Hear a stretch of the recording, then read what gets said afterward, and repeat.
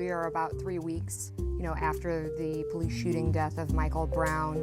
What's the temperature in the room?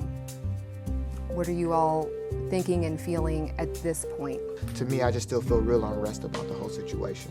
I'm still very much involved with the case, but now I'm starting to think, okay, what do we do next as far as legislation and laws and getting control of the situation that brought us to this point. How can Ferguson build from this? How can Ferguson get better from this? And not only Ferguson, the whole city of St. Louis, because it's an ongoing problem that's happened way too much. It's still happening. I've been stopped probably since I was like 12 or 13.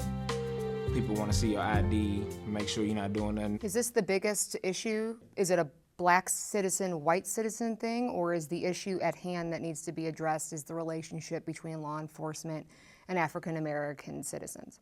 There's just a socialization that says that, more specifically, dark-skinned African American males are dangerous people. As a whole, I feel like a lot of people lack empathy and they have no desire to put themselves in someone else's shoes.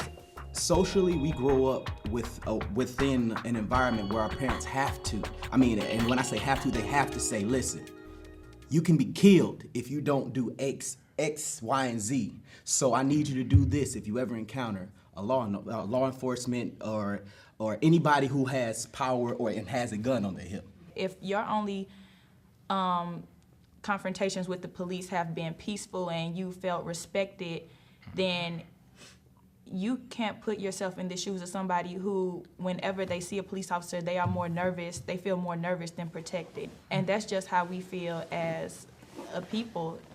In St. Louis, we've been feeling that for a long time. It's almost like you assume the criminal until you prove you're not.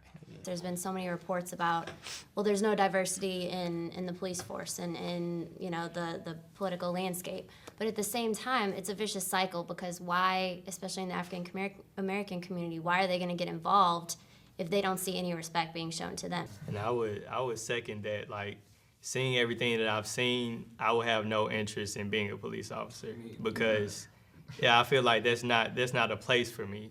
I'm surprised to hear you say that. It doesn't motivate young people to say, I want to do that and change it. I think it's impossible. It's impossible? I've heard this a lot. I've talked to clergy, I've talked to those a generation ahead of you, and they've all sort of said the same word, that our young people have no hope. They feel hopeless. And I have to say, listening to you guys talk, they're right. I don't feel like there's any hope going on right here. Am I wrong? It's tiring, and you can't give up hope. We're not hopeless. I've graduated, he graduated, he's doing it. We're all doing stuff. We're not hopeless, but in the same token, it's just like, do I really just want to sit and think about like this is all I got to sit and think about all the time? Something that you didn't even choose. You didn't choose. And even like, I'm sure it's tiring if you're a woman. Women still aren't paid equally, but that's tiring. I feel like where we feel hopeless is the way that the system is set up. The system is set up to be racist, and everybody doesn't want to accept that, but it is. The structuralized racism, I feel like, is a bigger problem than the individuals. How important is getting people to the polls within the African American community? Where is the importance? How important? I didn't really realize up until a few years ago how serious local politics are and the impact that it actually has on my everyday life. The presidential election, that's the biggest election, obviously, but the president can't just come and send the attorney general down here every single time somebody gets shot or any time something horrible happens. We have to vote people into office locally who can just come down here, drive from Jefferson City and just come down here and make those changes. What are we going to vote for? Like, is there a candidate that shares my reality? So maybe it may be on us, but it's also on the people that are not trying to reach us. It's not 1985, it's not 1995, it's 2014. It's time to get on Twitter. It's time to get on Facebook. It's time to connect. And this is what happens. Like, this is a perfect example of when you got to disconnect with the citizens in their own community, the politicians, all the way to the governor. You know, Jay Nixon, he doesn't understand why there's a disconnect for the life of him. You can see it on his face. I don't know why they don't like me. It's, come on, man. Like, you don't get it, and that's sad because it's like, you're the governor. How do you get him to get it? He got to get there. He gotta want to. Yeah, he has to want to get it. He doesn't want to. It shouldn't be forced. It should be because I really want to know your reality. And with politicians, I feel like it feels forced half the time.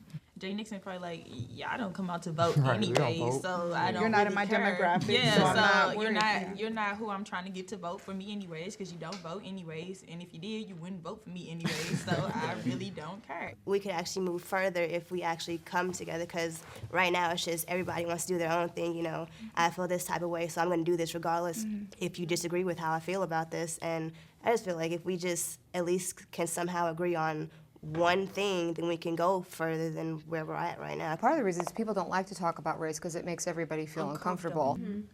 Don't be afraid of discomfort. Yeah, no, it feels it's not uncomfortable on our side because it's our reality, and that's what I'm saying. Like you said yourself, you represent yourself.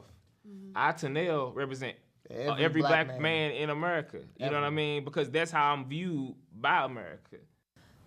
None of us have had the opportunity to step up. Or reason to. Yeah. We've been living, it's just been dormant. It's been that bottle, like we said. Like, He's it's probably like, been well, feeling it's the same way cool. since he was 12, but it's never been a reason to break it out, to use that voice. Is this And now the this silver is it. lining? This is This it. was Is the this the silver catalyst. lining? This was the catalyst for change. So it's not that the community was just mad about Mike Brown. We were just fed up altogether with how it is in St. Louis, and to a certain extent, we had got used to it. We had been used to being scared to drive in North County, and that's why I try to say, like, I'm trying to create, I don't want to get back to normal because I don't want to be scared to drive in North County anymore.